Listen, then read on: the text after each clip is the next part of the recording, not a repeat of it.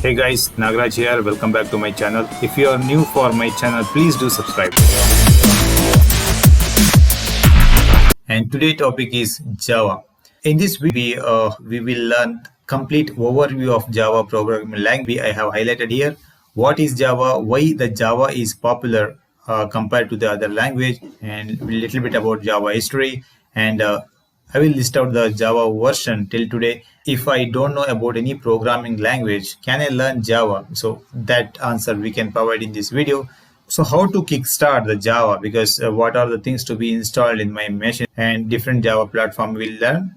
And we'll also learn the important terminologies of Java, which we should aware, because once you are in Java, we should know some of the terminologies that you should aware. That terminology we'll see. And how to kickstart for the beginners. So first most thing is that what is Java and why it is more popular. As we know that Java is a general purpose object oriented programming language. Few history like James Gosling, the guy, he introduced the Java in 1951 at the Sun Microsystem. He planned to make a simple program language, but we'll see why Java is more powerful language compared to the other language. So when we write a program, it will be in a human readable form, because once you write the command or statement, you will write as a programming language that is human readable. We can read it, but the machine's not able to read those code. That the machine reads only the binary format. So it may be in terms of zeros and one.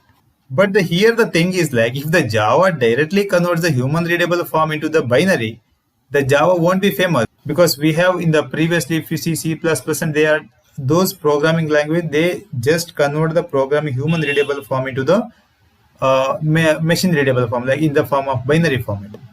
But Java don't do that. That's why it is a famous, because Java does like, first it convert the human readable form into the byte code. Suppose we have a machine 1, there we have written the our program. So that program is nothing but it's a source code. That is nothing but .java class. So compiler of that particular machine, during compiling, it will convert the source file into the .class file. .class file in the sense it is a byte code. We can run this byte code into n number of machines, because in other machine no need to do again the compilation. Directly we can execute it with the use of this byte code, because the JVM is installed in all the machines which is dependent to that particular machine. So JVM we need to install separately in every machine. So the JVM is called as platform dependent. Java is platform independent because we can execute this byte code in any number of machines. So it is Java is a platform independent, and this JVM, the responsible to convert our byte code to the machine readable form. So the same point I have mentioned here, because of this byte code can execute in any machine irrespective of which machine have compiled. So this is why I mentioned here, Java is called as a portable language. Okay, this is about the basic explanation regarding the Java. We'll see some more details about the Java history or Java milestones. In 1951, Sun Microsystem developed a small team of 5 members, which is headed by the James Gosling. Team is called as a Green Project Team. So basically, this team is decided to develop a software for electronic devices. Since James Gosling did the original design and implementation, and James Gosling is called as inventor of the Java in 1991. Java is initially called as a Oak, but after some copyright issue in 1955, they have renamed it to the Java. Okay, Java released in 1955 as a core component of Sun Microsystem. First Java 1.0 is released for public implementations in 1996. In 2006, Sun Micros released the virtual machine as a free, means it's a open software, so anyone can able to download and install without any cost. These are the brief introductions regarding the Java. Okay, now we'll see the very interesting thing, the versions of the Java. Java released 1.0 in 1996. So initially they used to provide some release name that is called as work. And JDK 1.1 they have released in 1997, and 1.2 they have released 98, and they given some name for release name as well. Till Java 8 they provided some release name. After that they didn't provide. Till Java 1.4 they have mentioned Java 1.1, 1.2 something. After 1.4, right, they have straight away they used to provide the name called Java 5.0, and after that 6, 7 like that. They didn't mention this point decimal numbers. So now currently we are in Java 17, got released in September 2021, and Java 18 yet to be released by March 2022. If you install Java 8, it is more sufficient for you. After this, once you are comfortable and stable with your coding knowledge, so then you can go ahead with the update new version. Don't know anything on the Java or programming, so is it possible for me to learn Java? Yes, it is definitely possible. From the scratch, if you start learning this Java, definitely you can able to learn. Definitely it is possible by the self-study. Okay, so more you practice, more you learn, especially in the programming language. You need to have the consistency while programming or while learning the new concept. There are four platforms we have, like Java Standard Edition, Java Enterprise Edition, Micro Edition, and the Java FX. So right now, for you as a fresher or beginner, Standard Edition is enough to practice and to learn.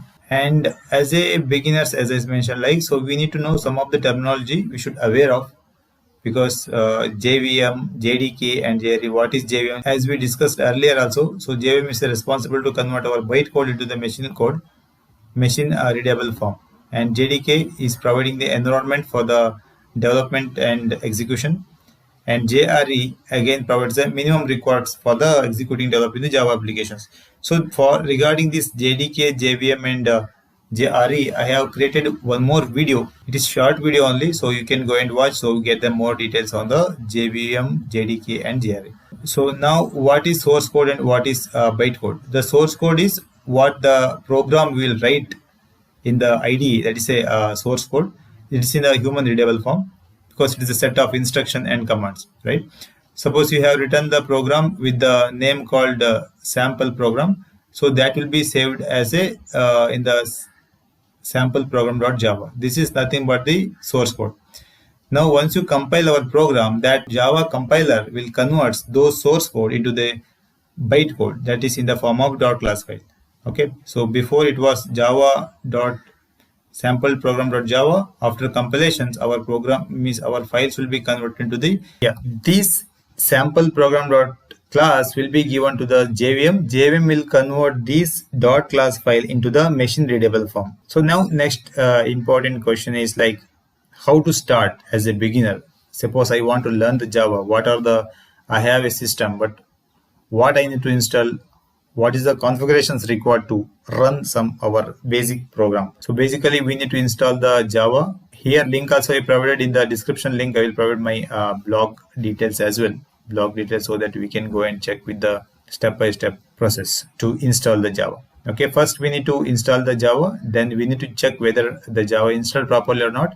Then we need to set some Java environment into your machine. Then you need to install IDE. IDE in the sense where we are writing program, like it may be Eclipse or IntelliJ. There are different IDE available, but better you can go for Eclipse or IntelliJ for your Java learning purpose. And then once the Eclipse or IntelliJ installed properly, just launch and start the program. This video may be useful for you because we got some basic idea like what is Java, why Java is popular, and we saw some history about some of the milestones of Java. As a beginner, how to start Java and what I need to install, what configurations required to run my basic program, means basic Java program.